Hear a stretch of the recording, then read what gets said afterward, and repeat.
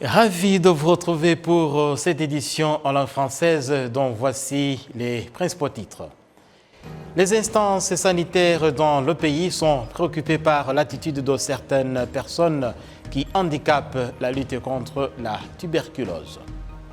La population du district de Rutshuru à l'ouest du Rwanda accélère son développement avec l'exportation du sable, notamment en République démocratique du Congo. Et vous faites bien de suivre ce journal de la télévision rwandaise avec à la présentation Jean Damascène Manishimwe. Les instances sanitaires au Rwanda déplorent l'attitude de certaines personnes atteintes de tuberculose de cacher leur identité réelle, ce qui complique leur suivi médical. Amandine Nikomasabo continue. Au Rwanda, les résidents comprennent bien la tuberculose et certains parmi eux donnent leurs observations sur cette maladie. La tuberculose peut se transmettre en l'air.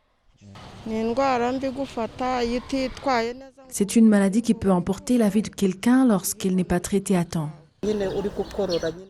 Lorsqu'une personne tousse en public, sans que sa toux soit traitée, elle la transmet à ceux qui sont près d'elle. La toux est une maladie causée par la bactérie connue comme Mycobacterium qui attaque les poumons. Le rapport de l'Organisation mondiale de la santé montre qu'en 2012, au monde entier, 122 sur 100 000 personnes avaient la tuberculose et à cette époque au Rwanda, ceux qui en souffraient étaient 86 sur 100 000. Ce chiffre a été réduit jusqu'à 57 sur 100 000 personnes en 2020. Un des infirmiers qui suivent de près les patients de la tuberculose s'exprime à ce propos.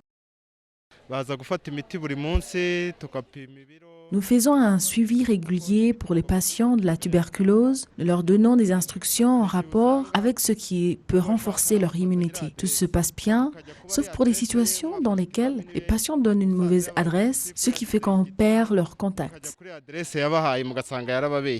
Le directeur du département spécialisé dans le traitement de la tuberculose au Centre biomédical du Rwanda, Migambi Patrick, s'exprime à propos de l'objectif de faire en sorte qu'en 2030, le taux de patients de la tuberculose soit réduit jusqu'à 80%.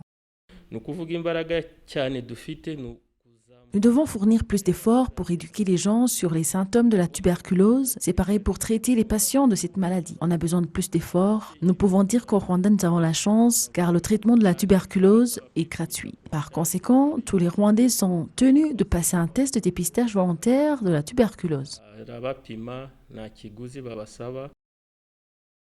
Les statistiques du Centre biomédical du Rwanda montrent que 5 435 personnes souffraient de la tuberculose en 2021. Parmi eux, 83,5% avaient une tuberculose pulmonaire, tandis que 16,5% avaient une tuberculose osseuse. Les patients en situation critique constituaient 28%. Et chaque année, 1,3% des patients qui commencent un traitement de la tuberculose ne le terminent pas parce qu'ils ne se souviennent plus des dates auxquelles ils ont commencé à prendre des médicaments.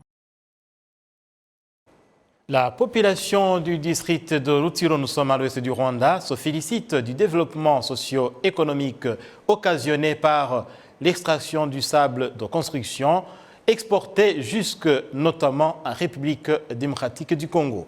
Qu'en est-il de ce business? Kassim Youssouf nous en dit plus.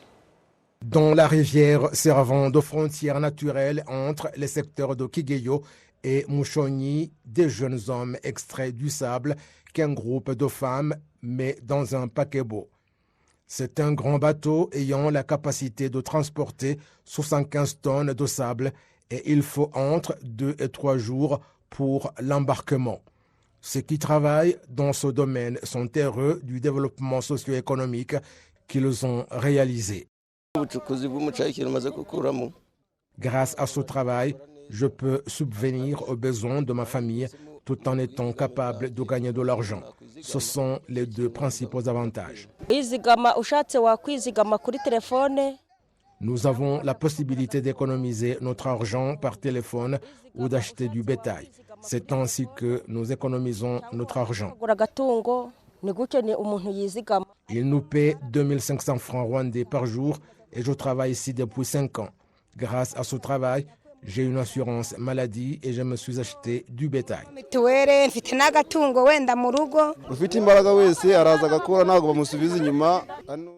Toute personne capable de gérer les exigences physiques du travail n'est pas refoulée et nous avons une coopérative d'épargne qui nous permet de faire des cotisations quotidiennes.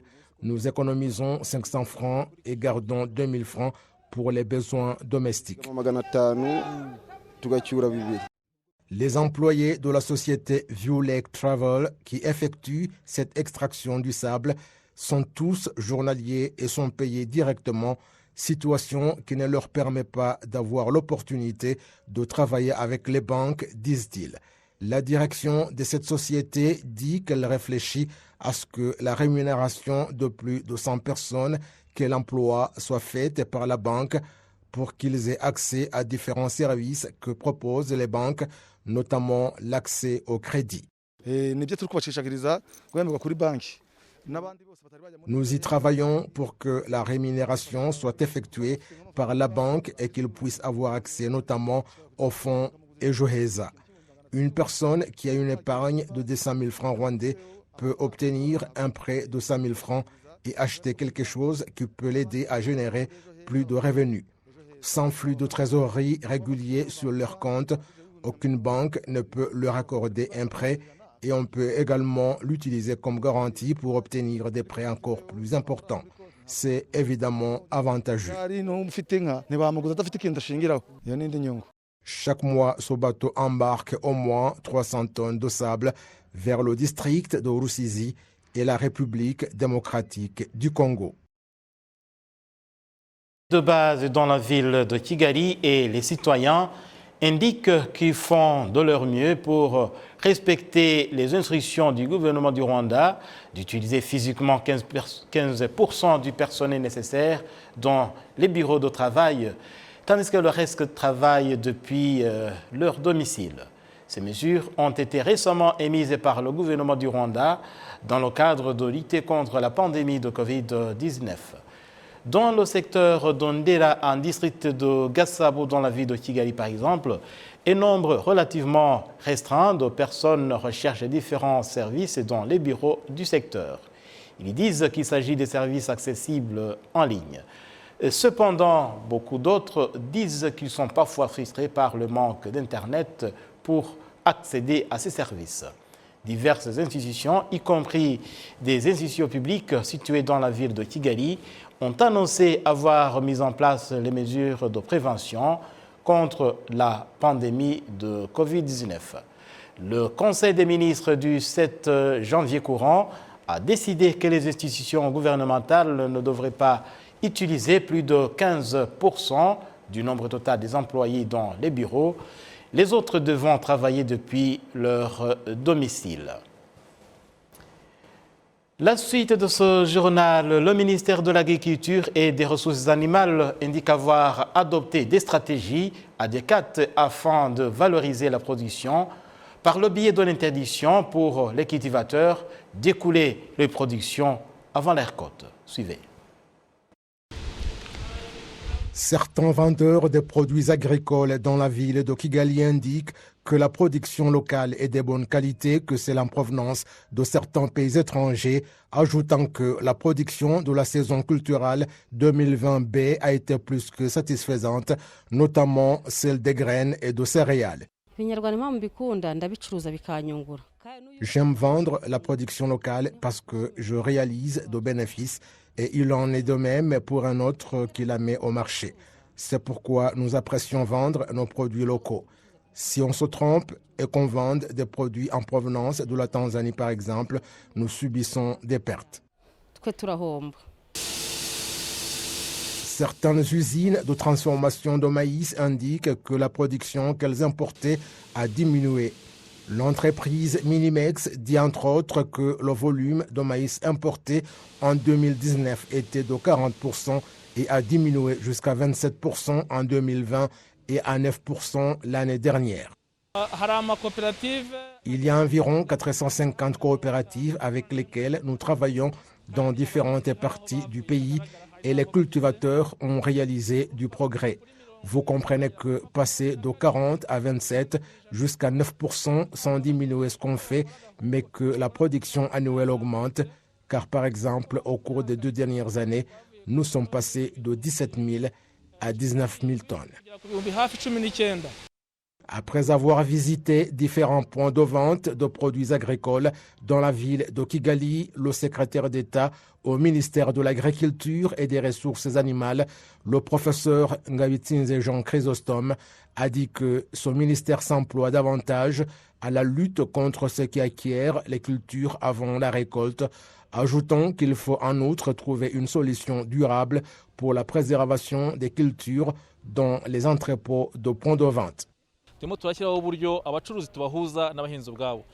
Nous sommes en train de voir comment mettre en contact les marchands et les cultivateurs. C'est un processus, mais nous sommes sûrs que nous allons le faire, d'autant plus que ceux qui achètent les cultures avant la récolte faussent les prix. Nous avons en général le problème de préservation de la production agricole, surtout les graines, et nous avons comme programme de multiplier des entrepôts et apprendre aux cultivateurs comment les conserver. Le ministère de l'Agriculture et des Ressources animales indique être en train d'apprêter les chiffres sur lesquels s'appuyer pour présenter la situation de la production réalisée pendant la saison culturelle 2022A. Ce ministère indique qu'en général, le taux d'autosuffisance alimentaire au Rwanda est supérieur à 80%. Au moment où le Rwanda fait toujours face à la pandémie de Covid-19, certains analystes estiment que cette situation a relevé l'usage des produits manufacturés au Rwanda. Léonci Kanzaïle pour la suite. Dans plusieurs coins du pays, l'on observe les centres d'artisanat pour la fabrication d'objets divers comme des chaussures. Dans la ville de Kigali, comme ailleurs dans le pays, les fabricants se félicitent du rôle de ce métier dans leur développement. Ils déplorent par ailleurs la rareté des clients suite à l'attitude de certains qui préfèrent encore les produits exotiques. Certains doutent encore de la qualité des produits locaux et les considèrent comme non durables alors que ce n'est pas le cas. Nous les invitons plutôt à les préférer aux produits exotiques. Notre particularité est la fabrication des chaussures solides et moins chères.